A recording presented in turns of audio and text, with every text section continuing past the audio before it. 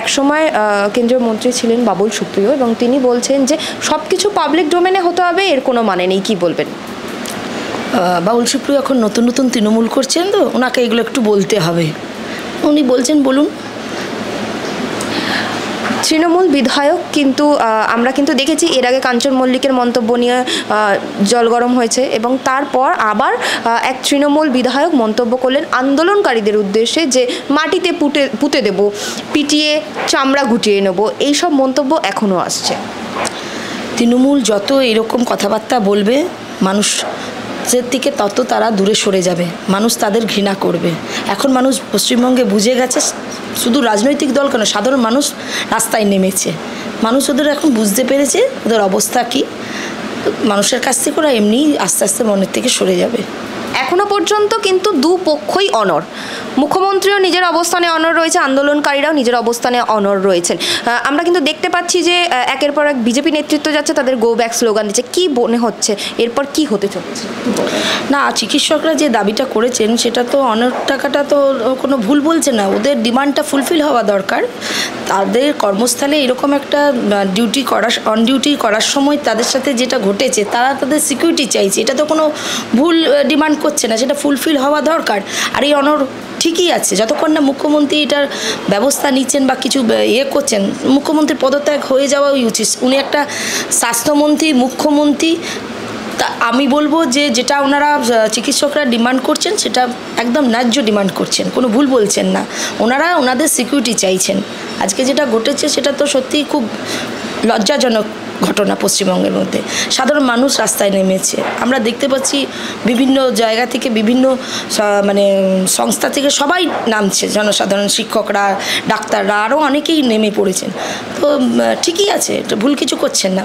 মুখ্যমন্ত্রী কিন্তু বলছেন যে মানুষের স্বার্থে আমি পদত্যাগ করতেও রাজি রয়েছি।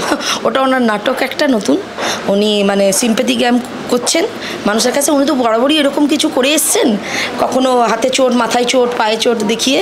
তো ওটা একটা নতুন নাটক আমি বলবো। ওনাকে আমরা জানি ও পদত্যাগ করবেন না। আজকে সকালেরই খবর দেখলাম জুনিয়র চিকিৎসকদের উদ্দেশ্য করে, বা জুনিয়র চিকিৎসক হচ্ছে এখনও কাজে ফেরেনি, কিছু রোগীর পরিবার বলছেন যে আমরা পরিষেবা না পেয়ে ফিরে যাচ্ছি, এই ধরনেরও কিন্তু মন্তব্য আসছেন, যেখানে কিন্তু আবার সিনিয়র ডক্টররা আশ্বাস দিয়েছে যে তারা পুরো ওপিডিটা চালাচ্ছেন। কি বলবেন?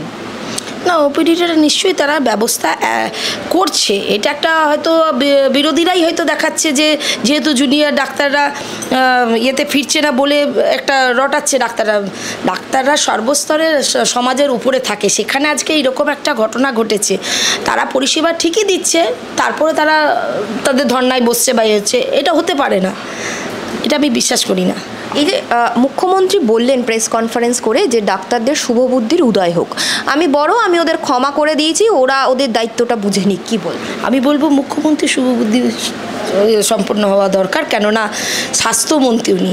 চিকিৎসা বা স্বাস্থ্যের যা আজকে অবস্থা পশ্চিমবঙ্গে, তার সমস্ত কিছুর জন্য দায়ী উনি। আজকে যা ঘটনা ঘটেছে বা যা দুর্নীতি ঘটছে, তার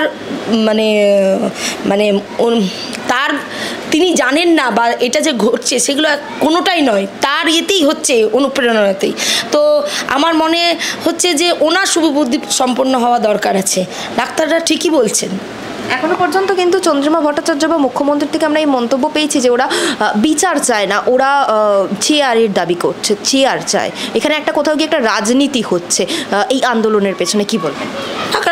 রাজনীতি এখানে তো আমরা বলবো কোথায়, আমরা তো সব সাধারণ মানুষকেই দেখছি রাস্তার মধ্যে। সবাই কি রাজনীতি করছে? তারা তো করছে না।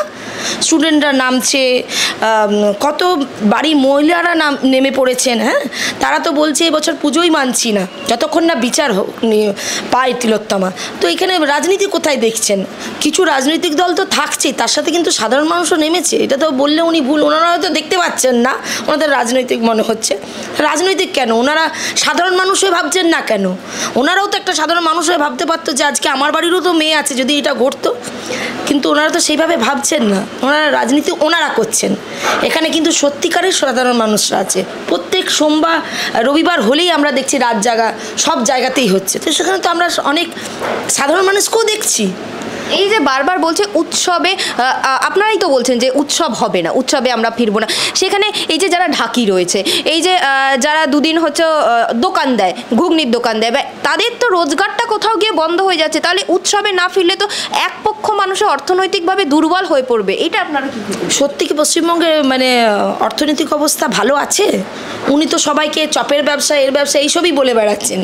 এখানে তো কোনো মানে বলতে গেলে এখানে কিছুই নেই। পশ্চিমবঙ্গের অবস্থা উনি নিজে থেকে সমস্ত কিছু শেষ করেছেন।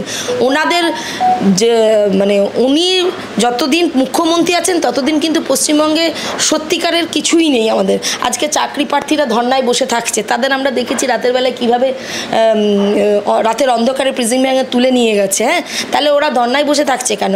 আর যাদের কথা বলছো তারাও হয়তো তিলোত্তমার বিচার চাইছে, তারাও এক প্রকার বিচারই চাইছে, সাধারণ মানুষরাও চাইছে, কেন তাদের বাড়িরও মেয়ে আছে।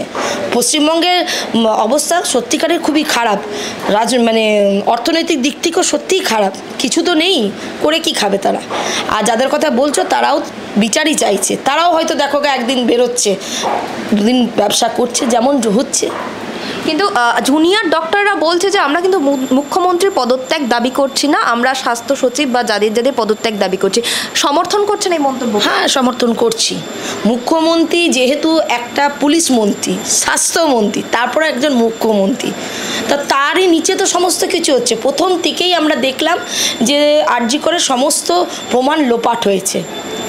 পুলিশ মন্ত্রী উনি, তাহলে ওনার প্রশাসনে এইভাবে গাফিলতি হলো কি করে? স্বাস্থ্যের মতো জায়গায় এত দুর্নীতি, আজকে আরজি করের মতো জায়গায় সন্দীপ ঘোষ যে দুর্নীতি করছে, উনি কিছু জানেন না? এটা হতে পারে?